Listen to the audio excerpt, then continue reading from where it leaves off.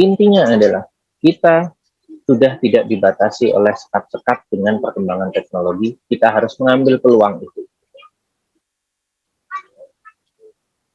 Seperti contohnya sekarang, saya memang ada kegiatan di Krucil, tapi buktinya saya masih bisa ketemu dengan kalian, ketemu bisa langsung bernyapa melalui webinar. Nah, itulah peluang-peluang itu yang harus diambil. Dengan terbukanya sekat-sekat kita harus bisa mengambil peluang itu. Tidak menutup kemungkinan saya bisa langsung belajar ke teman-teman Hipnu PT yang memang fokus bidangnya, terutama di bidang teknologi. Teknologi adalah sebagai alat kita untuk mengungkit, untuk istilahnya tangga kita untuk mencapai kesuksesan itu. Salah satunya adalah melalui teknologi ini yang sudah ada.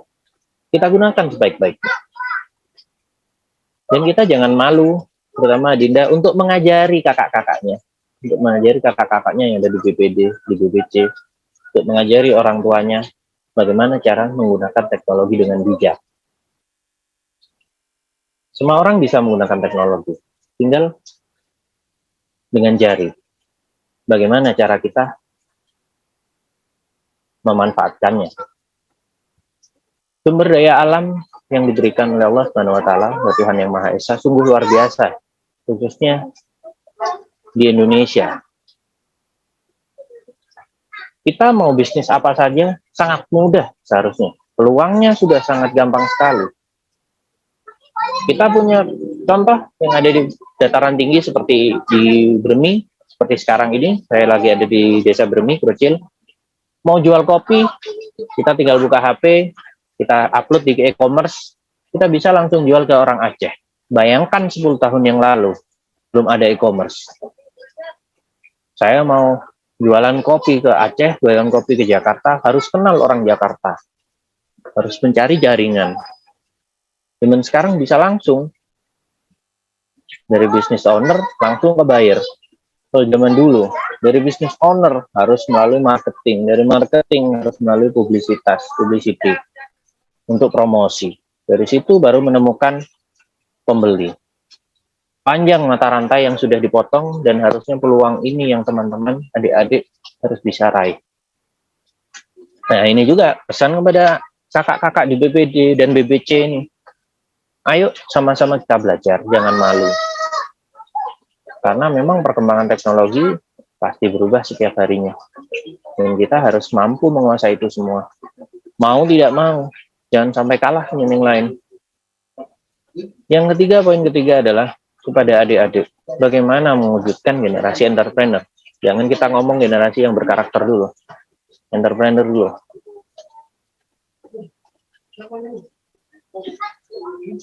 Apa yang menjadi tantangannya adalah hari ini, seluruh dunia yang menjadi kompetitor kita. Dengan dibukanya sekat-sekat teknologi ini. Bagaimana kita bisa mengejarnya? Bagaimana kita bisa mencapai apa tingkatan yang sudah ada? Contohnya di Indonesia sendiri, kita melihatnya step-stepnya, kalau pengen sukses harus kita mencapai unicorn terutama. Jangan putus asa, bagaimana kita caranya mencapai unicorn? Kita boleh berbangga hati, Indonesia ini salah satu negara yang punya 3 atau 4 unicorn yang sudah diakui dunia. Jerman saja hanya punya 1. Nah, harusnya banyak entrepreneur-entrepreneur yang nggak usah melihat contoh jauh kemana-mana. Kalau lihat contoh di Indonesia saja. Banyak pengusaha-pengusaha sukses, pengusaha-pengusaha muda terutama. Dan keseluruhan kebanyakan banyak berbasis teknologi, perkembangan teknologi. Banyak perkembangan teknologi dari online, bisnis berbasis online. Gojek, Tokopedia, Bukalapak, semuanya di bawah usia 50 tahun semua itu. Anak muda semua lah kita bisa omong waktu memulainya. Dan mereka perkembangan bisnisnya tidak main-main. Selama 5 tahun bisa langsung jadi unicorn. dibandingkan dengan perusahaan-perusahaan besar yang ada saat ini aja, yang sudah lama. Perkembangannya sangat lama sekali, bisa sampai 30 sampai 50 tahun, sedangkan mereka bisa mencapai 5 tahun sudah bisa mencapai unicorn. Nah, contoh apa yang bisa diambil? Pelajaran apa yang bisa diambil?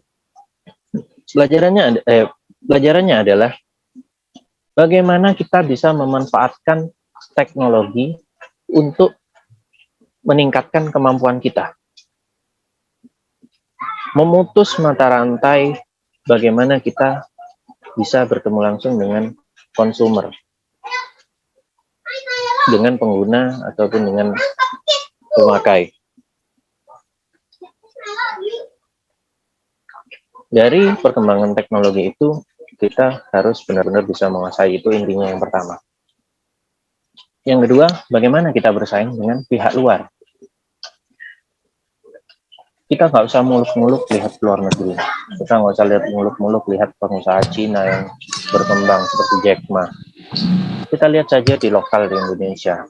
Pasar kita, terutama kita sasar adalah pemuda. Sesuai data statistik dari BPS kalau tidak salah, 65 atau 64% warga negara Indonesia, mohon dikoreksi jika saya salah, adalah usia di bawah 30 tahun. Itu kan pasar yang potensial sekali. Di mana usia di bawah 30 tahun merupakan usia paling produktif dari usia manusia. Jadi tidak susah menjadi pengusaha muda. Kita sudah jelas pasarnya pasar pemuda. Pastinya kan lebih mudah daripada kita contoh memulai usaha dengan berhubungan atau barang yang kita jual ataupun jasa yang kita jual berhubungan dengan orang tua. Kan lebih susah karena kita tidak mengalami langsung. Nah, kalau pasarnya pemuda, kita hanya tinggal melihat diri kita sendiri. Tantangannya apa sih yang susah dicapai? Apa sih yang sekiranya kita butuhkan tapi belum ada yang bisa provide kebutuhan kita. Belum ada yang bisa memberikan kemudahan bagi kita untuk mencapai itu. Nah, itu adalah peluangnya. Jadi setiap halangan ataupun rintangan yang terjadi pada diri kita, anggap itu sebagai tantangan. Salah satunya tadi yang saya sebutkan, yang bisa menjawab tantangan, teman-teman yang ada di unicorn itu deh contohnya, yang sudah mencapai unicorn itu. Dulu mau naik ojek, bingung. Harus nunggu di pengkolan atau di pertigaan jalan atau di gerdu manapun, setiap desa ada ojek. Sekarang tinggal kita pencet HP, oh ya kita tinggal naik ojek. Mau makan, kita tinggal pencet HP. Dan ini bukan hanya terjadi di kota-kota besar, di Keraksan saja seperti itu sekarang.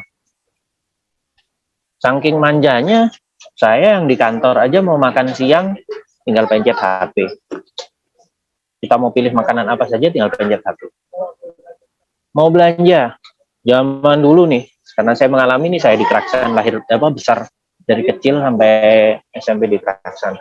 Mau belanja barang, mau belanja mainan, mau belanja apapun, itu masih kita tiap hari nongkrong di toko, barangnya udah nyampe belum, dan lain-lain, ada barang ini enggak, dan informasinya terbatas, kita hanya tahu di majalah, di media cetak. Zaman sekarang, tinggal buka e-commerce.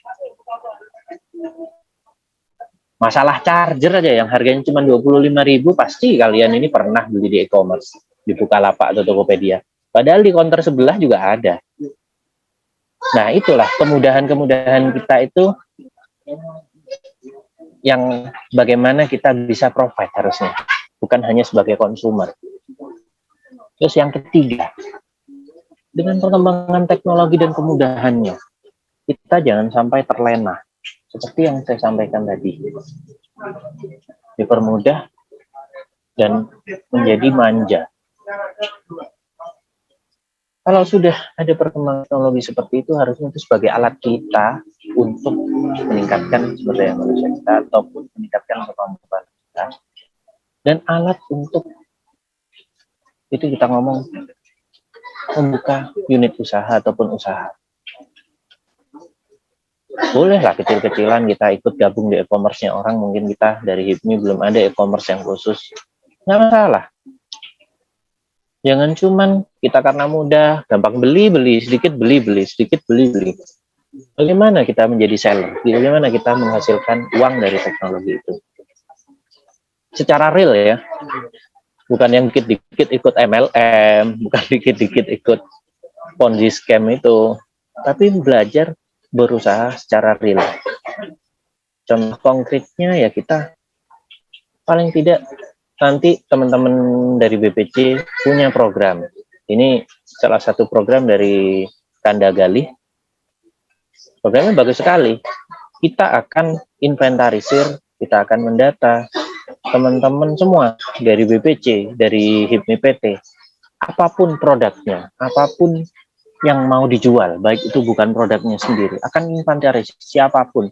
Nanti akan kita bantu untuk upload di e-commerce yang sudah ada, baik Tokopedia, Bukalapak, Tanihub, atau macam-macam, apapun. Zaman sekarang semua aja bisa kita usahain. Sebagai orang Indonesia yang ulet, harusnya apa aja harus bisa lah. Masa gitu aja nggak bisa? Kita ambil contoh kecil aja. Jangan muluk-muluk, kita harus trading lah, ini itu enggak. Kita sama Kanda Galih punya program baru. Nantinya mungkin nanti bisa langsung bertanya ke Kanda Galih, bisa langsung menimpali bagaimana program e-commerce itu. Dan itu saya harap adik-adik, dinda-dinda yang ada di HIPMI PT bisa ikut bergabung. Tidak perlu kalian punya unit usaha yang produksi sendiri. Bisa menjadi reseller. Meskipun itu barang-barang dari pabrik lah. Contoh paling gampangnya, kita menjadi reseller barang dari Cina. Nggak masalah, kita tetap bantu. Nggak ada yang salah menjadi perantara ataupun reseller. Dan mungkin nanti dengan adanya seperti itu, beradaptasilah adik-adik meningkatkan kemampuannya untuk bisa produksi, mengeluarkan produk yang orisinal. Yang keempat, kita baru bergeser ke entrepreneur yang berkarakter. Nggak apa-apa. Mungkin pertama-tama kita mengenal dunia usaha dari imitasi atau meniru dulu. Nggak masalah kita meniru yang terdekat. Nggak masalah kita meniru dari luar negeri. Jangan jadi manusia ini, jangan sedikit-sedikit menjelek-jelekkan lah. Kita harus apresiasi apapun pencapaian dari teman-teman kita sendiri terutama. Kita harus dukung. Contoh ada yang jual fried chicken, udah dinyinyirin biasanya. Alah, mahasiswa kok jual ayam, nggak masalah. Kok niru-niru orang barat, nggak masalah. Imitasi itu tidak masalah. Dari imitasi, kebiasaan-kebiasaan dan tantangan yang akan dihadapi, pasti akan muncul produk-produk orisinal dari adik-adik. Dari situ karakter akan dibangun. Ingat ya, karakter bukan timbul dengan sendirinya, tapi dibangun dari pengalaman. Dari bagaimana kita menghadapi tantangan. Dan tentunya pasti akan berbeda setiap orang, setiap individu. Meskipun saudara, meskipun satu rumah, meskipun satu pertemanan, satu kampus, pasti akan berbeda. Mungkin ada ciri khusus yang sedikit sama, pasti akan berbeda tetapi. Dibangunnya karakter itu melalui bagaimana kita ditempa di setiap harinya dalam dunia usaha. Jangan takut untuk memulai usaha, nggak apa-apa kalian meniru. Tapi insya Allah, bagaimana kita menjalani usaha itu, nanti akan kita ditempa setiap harinya oleh tantangan-tantangan itu, nanti akan muncul karakter dari diri kita sendiri, dan itu yang akan dikenal sebagai brand dari diri kita sendiri. Ingat ya, brand bukanlah merek. Brand bukanlah tempelan yang menempel di produk yang kalian tawarkan atau jasa yang kalian tawarkan. Brand adalah bagaimana penilaian orang lain menilai value ataupun nilai kita. Itu adalah brand. Dan brand akan timbul dengan kuat, akan muncul dengan kuat ketika mempunyai karakter. Jadi karakter ada di dalam brand.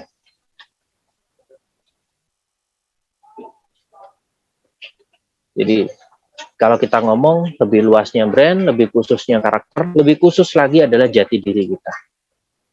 Bagaimana kita memunculkan itu tidak tidak instan, ya memang harus dimulai. Dan memang adik-adik, dinda-dinda yang ada di HIPMI PT harus cepat memulai, harus tahu, harus kenal dulu. Saya nggak akan muluk-muluk jadi entrepreneur harus gini, harus gitu. Usaha yang terbaik bukanlah usaha yang dipikirkan matang-matang, tapi yang usaha harus yang segera dimulai. Ini kata-kata yang sering melekat di saya. 1001 wacana akan selalu kalah dengan 1 aksi nyata. Ayo, aksi nyata dulu. Jangan ngobrol aja, saya pengen ini, pengen itu. Ini teman-teman BPC juga gitu tuh biasanya nih. Wacana aja. Ayo adik-adik, kita harus aksi nyata. Jangan sedikit-sedikit, ini enaknya gimana ya, ini enaknya kayak gimana ya. Yakin aja, timbulkan rasa yakin di dirimu. Kalau memang ada produk atau jasa yang kita pengen sampean tawarkan atau Anda tawarkan, bagaimana produk atau jasa itu memang benar-benar menjawab apa yang dibutuhkan lingkunganmu.